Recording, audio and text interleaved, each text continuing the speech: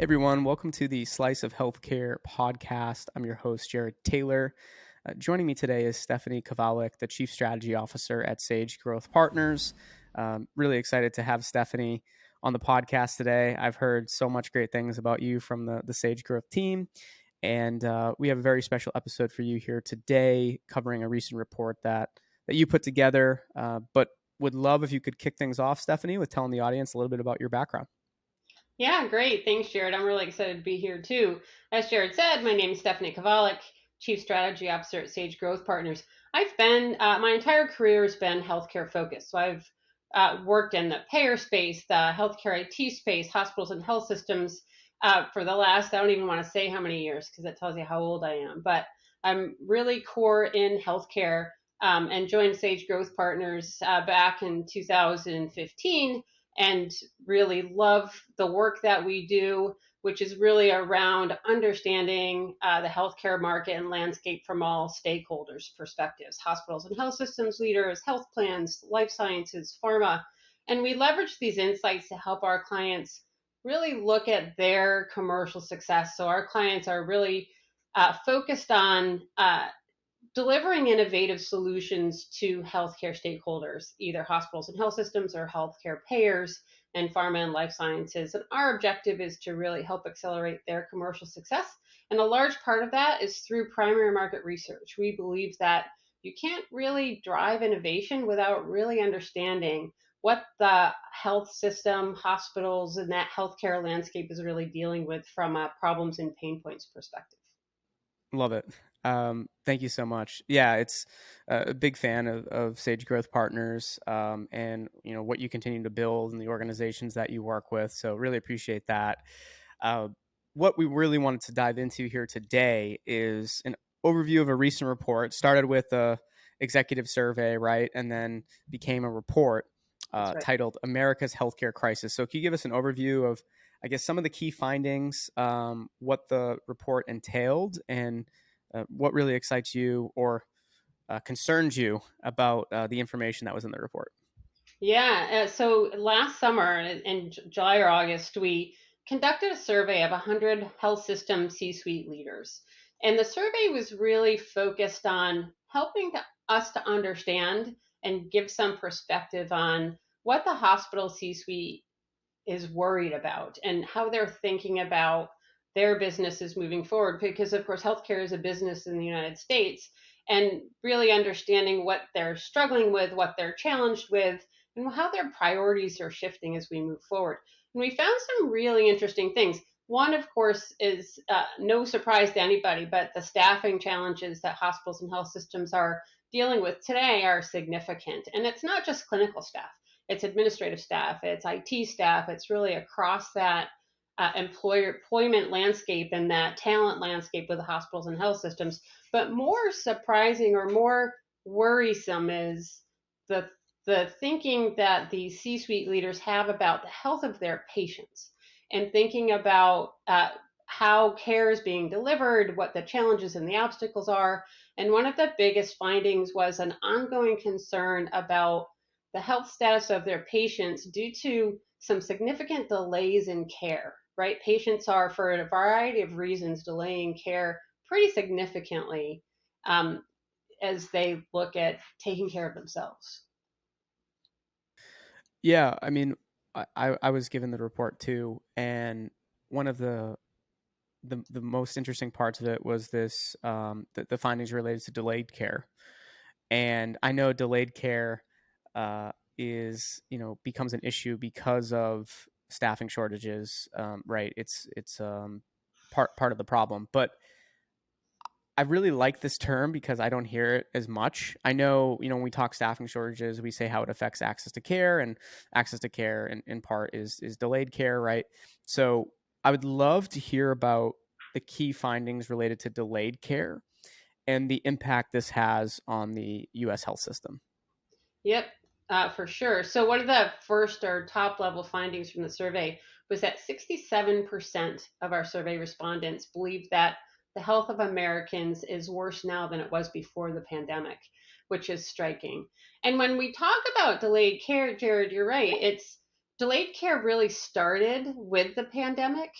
and that, the pandemic essentially shut healthcare down. People stopped going to the doctor. Hospitals and health systems kind of shut off their elective procedure flow, right? Those elective procedures were canceled. Primary care offices were limiting patients coming in to visit. Patients were not wanting to go to see their doctor because they were afraid of getting COVID, right? And it just became a crisis then.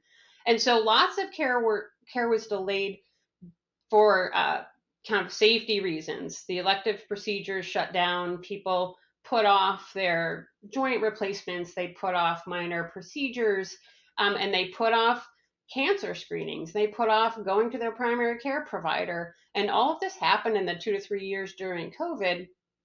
And the industry kind of put a stopgap in place really around introducing video visits and telehealth and telemedicine that started to bring things back up to speed. Now the pandemic's over, they're opening back up again, but we're still seeing elective procedures being put off and delayed due to the staffing shortage. So we're seeing this just acceleration, or this kind of waterfall approach, or um, skyrocketing cases, or just ongoing delays of care. And the the C-suite leaders that we talk to are really concerned about this, right? They think it's going to lead to increased acuity in patients, increased disease progression, increased in chronic care patients, which continues to put more burden on the U.S. healthcare system in terms of creating access for this pent up demand in procedures or care for patients.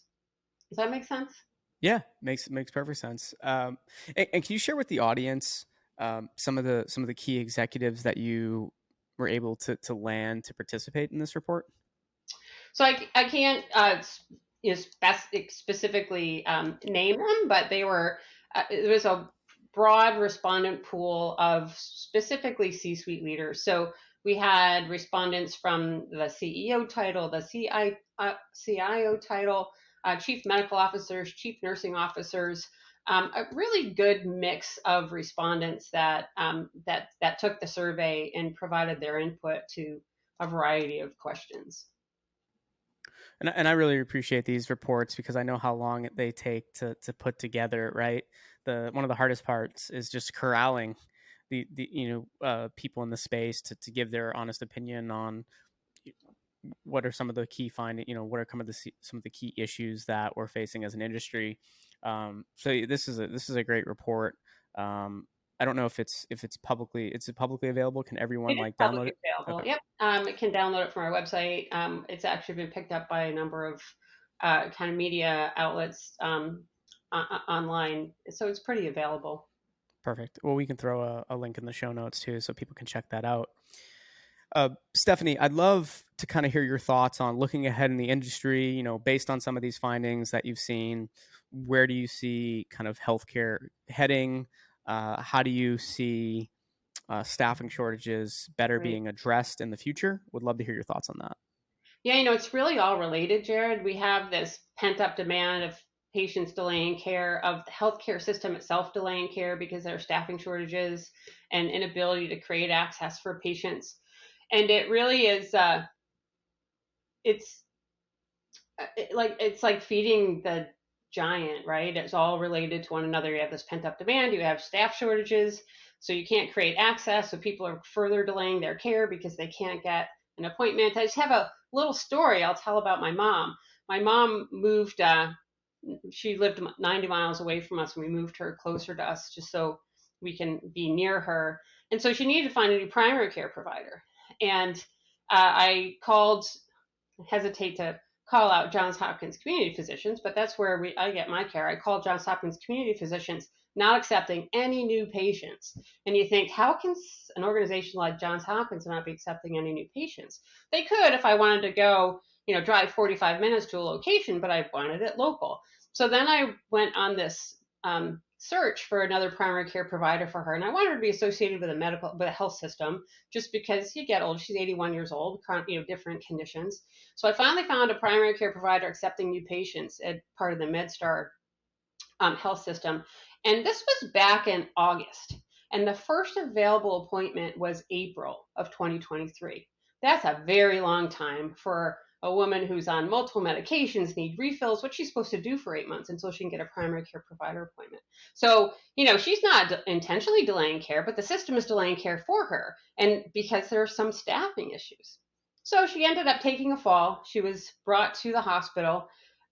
She was triaged right away because she had a head injury, and they wanted to admit her, but they were so full that she was boarded in the emergency department for 3 days before they could admit her. Another example of delaying care, right? I mean, it's not 8 months, but it's 3 days. And how does our health system get this way? And it's this just convergence of pent up demand, staffing issues, excess capacity, and things going on. So we have to find a way, the US healthcare system has to find a way to leverage technology to create more access for patients, either on an acute care basis or a primary care basis, and helping to get further that, create more access, better leveraging telehealth, better leveraging remote patient care, hospital at home, a variety of technologies that can really help ease that.